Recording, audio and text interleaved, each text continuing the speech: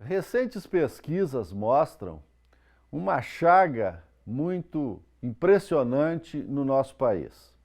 A questão da fome ou da falta de alimentos no Brasil. 33,1 milhões de habitantes passam fome ou esporadicamente têm algum tipo de alimento. Não há certeza disso no seu dia a dia. Isso significa mais de 15% da nossa população. É um número enorme e preocupante e, ao mesmo tempo, um país com as nossas características, com a nossa riqueza em termos de produção de alimentos, se coloca com um paradoxo muito grande. Nós temos, por parte da sociedade, de diversas instituições e até alguns programas eventuais dos governos que minimizam essa problemática, mas não resolvem.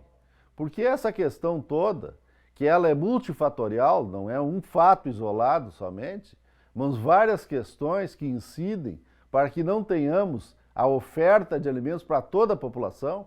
Alimentos existem, há produção, mas infelizmente nós não temos, como falta de política pública, essa permanência.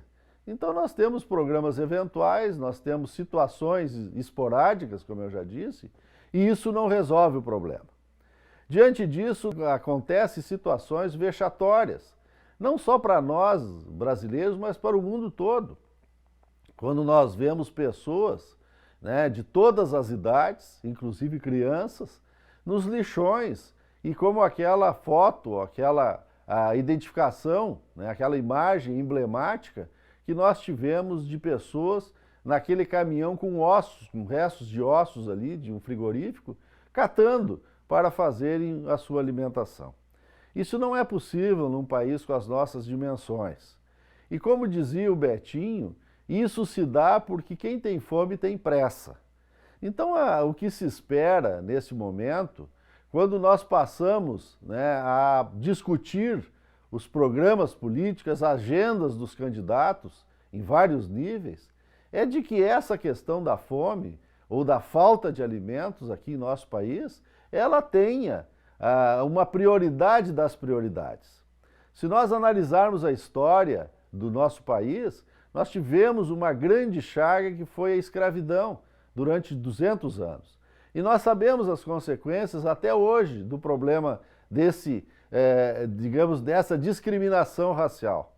Hoje nós estamos fazendo uma discriminação nos mesmos níveis, quando nós deixamos uma parte da população sem alimentos, ou esporadicamente tendo acesso aos alimentos.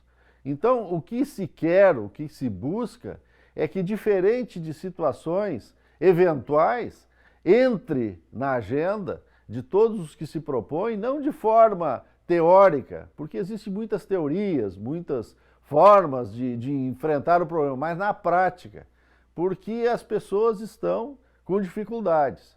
E isso é em todos os cantos do Brasil.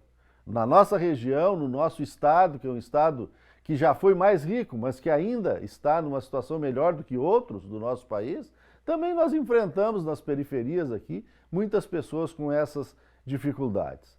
Não é possível que isso continue acontecendo e que se tenha no decorrer do tempo as consequências já diretas, porque aí é possível nós compreendermos, por exemplo, na educação, o baixo rendimento escolar, para não chegarmos em outras questões, como a própria questão da violência, que está intimamente relacionado a crianças que no decorrer dos seus primeiros anos de vida, elas têm deficiência alimentar, que são supridas pelas creches, pelas escolas, mas que, lamentavelmente, isso não é o caminho que se queira para um país que chegou ao século XXI, que tem uma agropecuária forte, de ponta, que exporta alimentos e que é festejada, e como deve ser, festejada pelo que isso significa para o desenvolvimento e para o nosso próprio produto interno bruto, mas que se dê uma olhada, enquanto gestão pública,